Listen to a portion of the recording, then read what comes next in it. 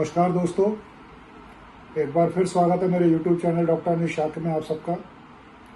क्योंकि पिछले कुछ वीडियो से हम विटामिन्स पर चर्चा कर रहे हैं, तो अभी तक मैं जिन विटामिन्स पर चर्चा कर रहा था वो वाटर सॉल्युबल विटामिन्स थे, बी कॉम्प्लेक्स और सी, जिसमें हमने जाना कि उनके सोर्स क्या क्या हैं, उनके कार्य क्या क्या हैं और उनकी कमी से क्या क्या हो सकता है, रिकमेंडेड डेली अलाउंस कितना होता है, ये सारी चीज़ें हमने उसमें विस्तार से जाना। आज मैं चर्चा कर रहा हूँ फैट सॉल्युबल विटामिन के बारे में। तो विटामिन के एक एंजाइम के कोफैक्टर के रूप में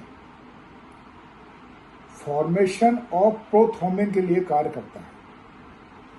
प्रोथ्रोम्बिन वह तत्व होता है कि जिससे क्लॉटिंग फैक्टर एक्टिवेट होते हैं, जो ब्लड क्लॉट में सहायक होते हैं। दूसरा, generation of the several blood clotting factor in the liver में भी इसकी रिक्वायरमेंट रहती है।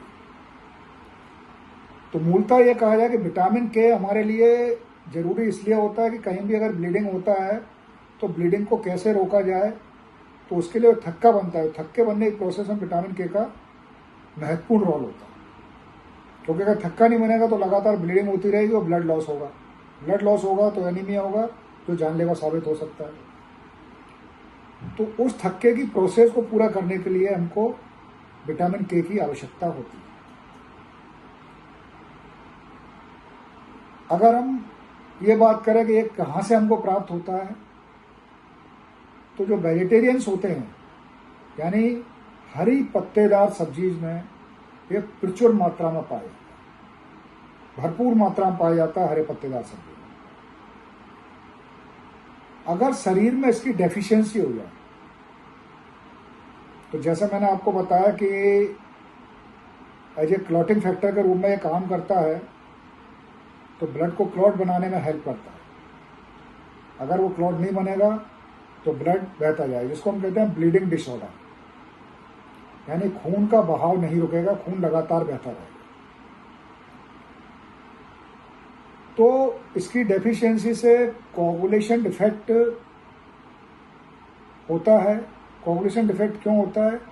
क्योंकि बॉडी में हाइपोप्रोथ्रोम्बोनिमिया होना शुरू हो जाता है।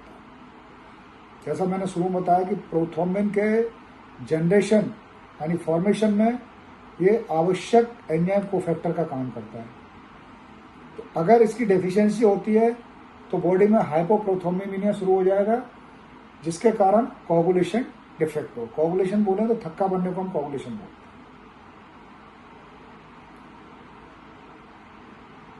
और इसकी कमी से फैक्टर 8 की डेफिशिएंसी नवजात शिशु में हमको देखने को मिलती है। अगर मदर में विटामिन के डेफिशिएंसी है और बच्चों में ट्रांसफर हो रही है विटामिन के डेफिशिएंसी, तो इसकी कमी से एक क्लॉटिंग प्रोसेस में फैक्टर 8 होता है।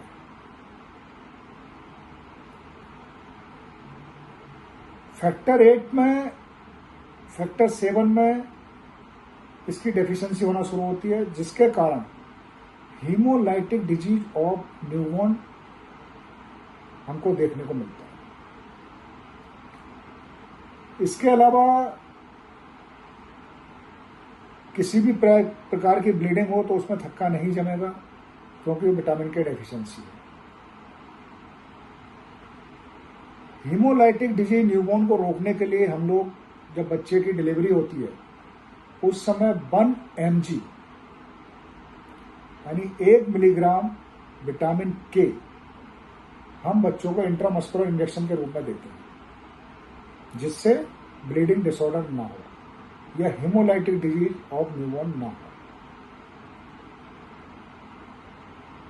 अगर फर्दर फिर कमी होती है विटामिन के की, तो 2 वीक से यानी 2 हफ्ते से लेकर 2 महीने की एज के बच्चों में ब्लीडिंग डिसऑर्डर हमको देखने को मिल सकता है। क्या करना चाहिए हमें इसमें? तो अगर इसकी विटामिन के की सीवियर डेफिशिएंसी है, तो उस सीवियर डेफिशिएंसी में जो इसका डोज रहेगा वो 2.5 mg से 5 mg इंट्रामस्कुलर इंजेक्शन हमको देना होता है, जिससे क्लॉटिंग फैक्टर एक्टिवेट होते हैं और ब्लीडिंग होना रुकता है। तो ये आज हमने चर्चा की विटामिन के ऊपर, जो ब्लीडिंग डिसऑर्डर से रिलेटेड है। अगर इसकी डेफिशिएंसी होती है तो ब्लीडिंग होने के चांस बहुत ज़्यादा बढ़ जाते हैं। तो इस ब्लीडिंग को रोकने के लिए हमको विटामिन के लगातार लेना रहता है, जो हरे पत्तेदार सब्जियों में पाए जाते हैं। तो अगले वीडियो में कुछ नए विटामिन के साथ फिर आपसे मुलाकात करूंगा, आपसे बात करूंगा। तब तक के लिए सी यू, बाय बाय। और वीडियो को लाइक करना और अपने साथियों को सब्सक्राइब करवाना ना भूलें। Bye bye.